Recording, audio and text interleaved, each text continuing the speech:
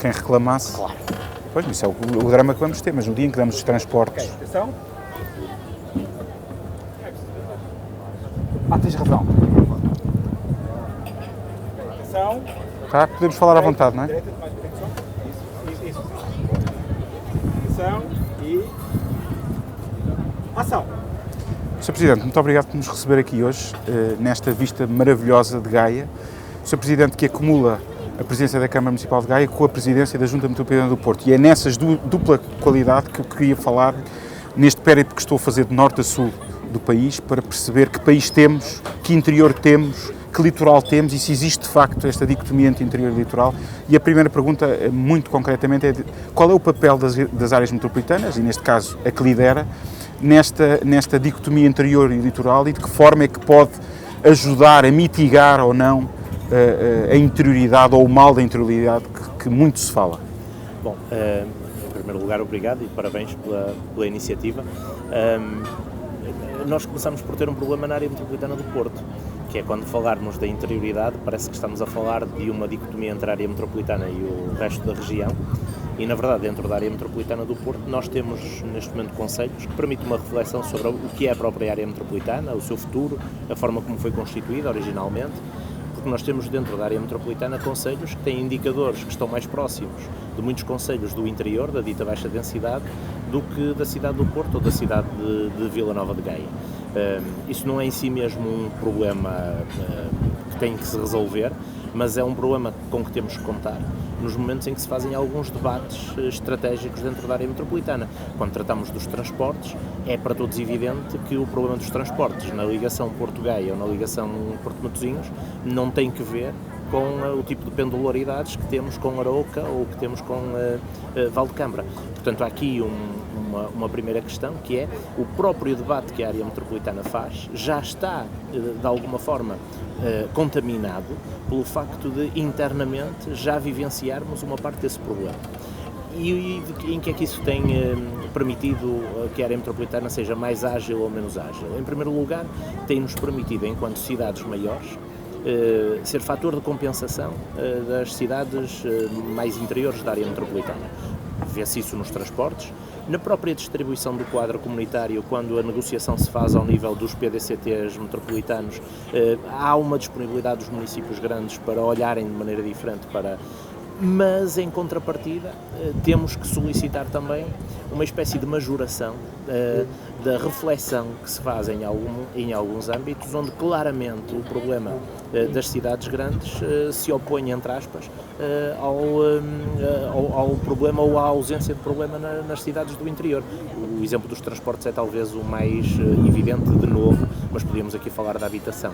Portanto, eu diria que a área metropolitana aqui pode ter um papel, e tem tentado ter esse papel, de articulação mensal com as CIMs da região, até porque, enquanto represento a área metropolitana, eu vivo essa dicotomia dentro da própria área metropolitana.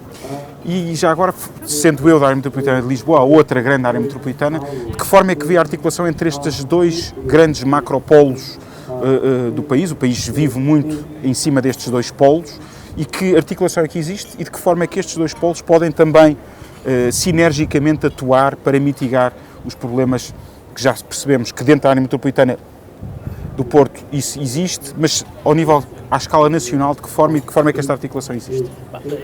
Em primeiro lugar, eu acho que nos últimos 2 anos, este mandato das duas áreas metropolitanas, aqui no Porto e com o Fernando Medina e os autarcas da área metropolitana de Lisboa, fez talvez a grande revolução do trabalho conjunto das áreas metropolitanas, no domínio dos transportes em particular, e foi um trabalho sempre absolutamente coordenado entre as duas áreas metropolitanas. Claro que é preciso ter cautela, porque quanto mais acentuado for o trabalho entre as duas áreas metropolitanas, mais o debate se gerará do resto do país contra as áreas metropolitanas, por parecer que é um país à parte, que não é verdade.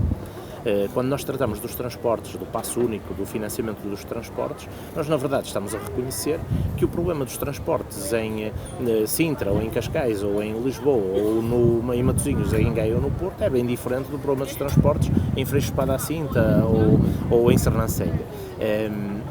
E isso permite-nos pensar o país numa lógica que pode parecer extremamente conceptual, mas é uma lógica de discriminação positiva. Aquilo que tem contaminado muitas das políticas públicas e particularmente as políticas com financiamento comunitário é criarem regulamentos que são aplicados ao país de uma forma mais ou menos cega e que nos fazem ir atrás de passadiços para construir passadiços só porque há dinheiro para passadiços, quando na verdade nós precisávamos de outro tipo de investimentos e em alguns sítios precisavam de passadiços e não têm passadiços porque o regulamento não permite e estão a fazer outras coisas que não interessam para nada.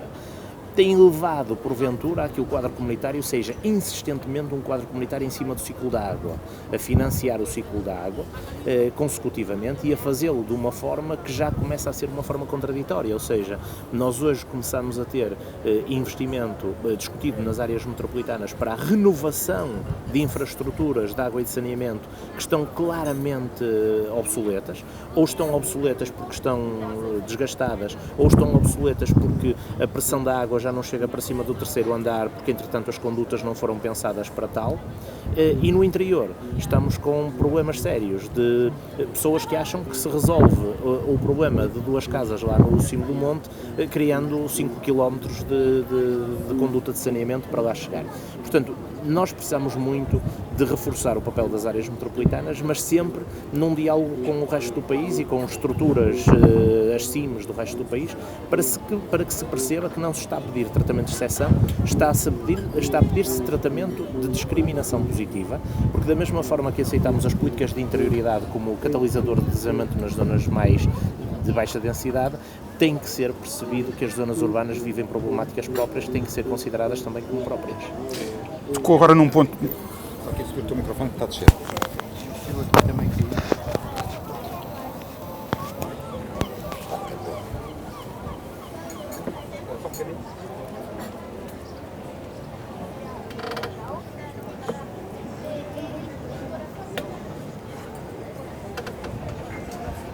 Tá?